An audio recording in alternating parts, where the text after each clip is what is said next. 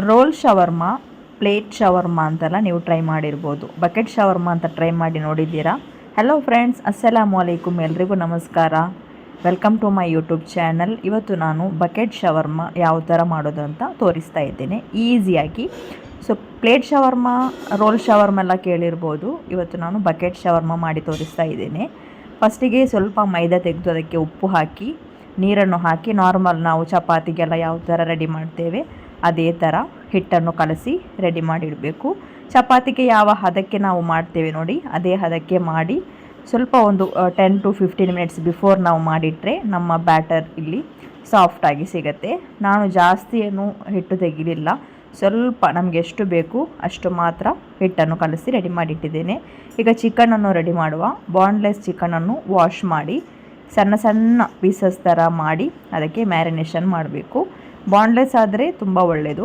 ಈಗ ಇದಕ್ಕೆ ರುಚಿಗೆ ತಕ್ಕಷ್ಟು ಸ್ವಲ್ಪ ಉಪ್ಪು, ಆಮೇಲೆ ಸ್ವಲ್ಪ ಅರಿಶಿನ ಹುಡಿ, ಆಮೇಲೆ ಸ್ವಲ್ಪ ಜಿಂಜರ್ ಗಾರ್ಲಿಕ್ ಪೇಸ್ಟ್ ಕೂಡ ಆ್ಯಡ್ ಮಾಡ್ತೇನೆ, ಮತ್ತು ಸ್ವಲ್ಪ ಚಿಲ್ಲಿ ಪೌಡರ್ ಇಷ್ಟನ್ನು ಸೇರಿಸ್ತೇನೆ. ನಿಮಗೆ ಬೇಕಾದರೆ ವಿನೆಗರ್ ಮತ್ತು ನಿಮ್ಮ ಇಷ್ಟಕ್ಕನುಸಾರವಾಗಿ ಮೊಸರು ಮತ್ತು ಫ್ರೆಶ್ ಕ್ರೀಮೆಲ್ಲ ಕೆಲವರು ಹಾಕಿ ಮಾಡ್ತಾರೆ, ಅದೇನು ಬೇಕಾದರೂ ಮಾಡ್ಬೋದು, ನಿಮ್ಮ ಇಷ್ಟ. ಬೇಕಾದರೆ ವೈಟ್ ಮಸಾಲ, ವೈಟ್ ಸಾಸ್ ಥರ ವೈಟ್ ಕಲರಲ್ಲಿ ಕೂಡ ಮಾಡ್ಬೋದು, ಅದೆಲ್ಲ ನಮ್ಮ ಇಷ್ಟ.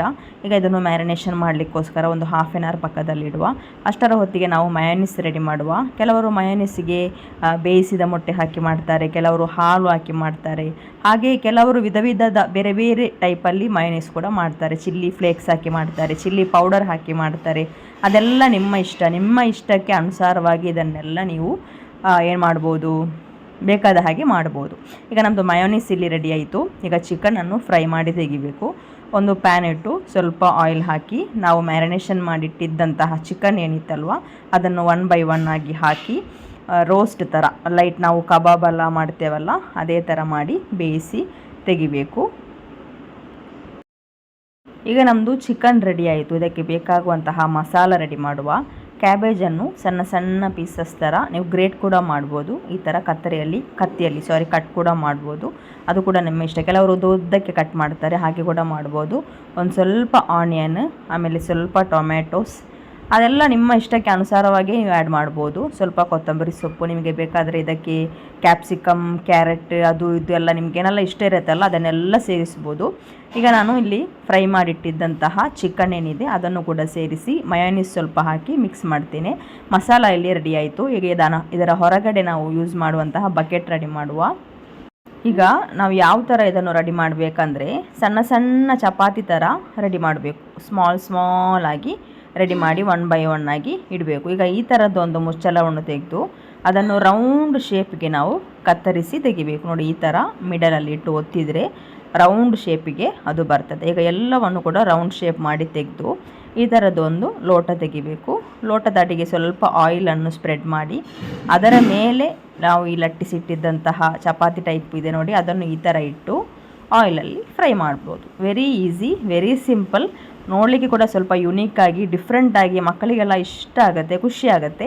ಸೊ ಈ ಥರ ನಾವು 1 by 1 ಆಗಿ ಫ್ರೈ ಮಾಡಿ ತೆಗಿಬೇಕು. ಇದನ್ನೇ ನಾವು ಬಕೆಟ್ ಶವರ್ಮಾ ಅಂತ ಹೇಳೋದು. ಟೇಸ್ಟ್ ಎಲ್ಲ ಶವರ್ಮಾ ಇರುತ್ತಲ್ವ ಅದೇ ಟೇಸ್ಟ್, ಬಟ್ ನಾವು ಮನೆಯಲ್ಲಿ ಮಾಡೋದ್ರಿಂದ ಒಂದು ಎಕ್ಸ್ಟ್ರಾ ಟೇಸ್ಟ್ ನಮಗೆ ಹೋಮ್ ಮೇಡಾಗಿ ಸಿಗುತ್ತೆ. ನೋಡಿ ನಮ್ಮ ಬಕೆಟ್ ಇಲ್ಲಿ ಎಷ್ಟು ಚೆಂದಾಗಿ ಬಂದಿದೆ ಅಂತ.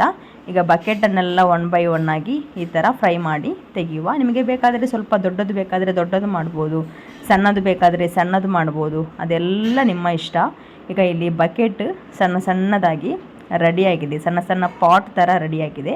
ಈಗ ಇದರ ಒಳಗೆ ನಾವು ರೆಡಿ ಮಾಡಿಟ್ಟಿದ್ದಂತಹ ಮಸಾಲ ಹಾಕೋದಕ್ಕಿಂತ ಮುಂಚೆ ಸ್ವಲ್ಪ ಮಯೋನೀಸ್ ಕೂಡ ಹಾಕಿದರೆ ತುಂಬ ಚೆನ್ನಾಗಿರುತ್ತೆ. ನೀವು ಕೂಡ ಇದೇ ಥರ ಮನೆಯಲ್ಲಿ ಟ್ರೈ ಮಾಡಿ, ಮಕ್ಕಳಿಗೆಲ್ಲ ತುಂಬ ಇಷ್ಟ ಮಾಡಿ ತಿಂತಾರೆ. ಇದರ ಒಳಗಿನ ಫಿಲ್ಲಿಂಗ್ಸ್ಗೆ ನಿಮಗೆ ಏನು ಬೇಕಾದರೂ ಹಾಕ್ಬೋದು ಆಯಿತಾ. ಅದು ಇದೇ ಹಾಕಬೇಕು ಹೀಗೇ ಆಗಬೇಕಂತೇನಿಲ್ಲ, ನಿಮ್ಮ ಇಷ್ಟಕ್ಕನುಸಾರವಾಗಿ ಅದನ್ನು ಬೇರೆ ಬೇರೆ ಥರ ಮಾಡಿ ಇದರದ್ದು ಫೀಡ್ಬ್ಯಾಕ್ ಹೇಗಿತ್ತಂತ ಕಮೆಂಟ್ ಸೆಕ್ಷನಲ್ಲಿ ತಿಳಿಸಿ. ನೀವು ಇದೇ ಥರ ಒಮ್ಮೆ ಟ್ರೈ ಮಾಡಿ ನೋಡಿದ್ದೀರಾ ಅಂತ ಅಭಿಪ್ರಾಯವನ್ನು ಕಮೆಂಟ್ ಸೆಕ್ಷನಲ್ಲಿ ತಿಳಿಸಲಿಕ್ಕೆ ಮರಿಬೇಡಿ. ನಿಮ್ಮ ಫ್ಯಾಮಿಲಿ, ಫ್ರೆಂಡ್ಸ್ ಎಲ್ರಿಗೂ ಶೇರ್ ಮಾಡಿ. ಇದುವರೆಗೂ ಸಬ್ಸ್ಕ್ರೈಬ್ ಮಾಡದ ನನ್ನ ಚಾನಲ್ ನೋಡ್ತಾ ಇದ್ದರೆ ಸಬ್ಸ್ಕ್ರೈಬ್ ಕೂಡ ಮಾಡಿ. Thank you so much for watching. Bye. ಅಸ್ಸಲಾಮು ಅಲೈಕುಮ್.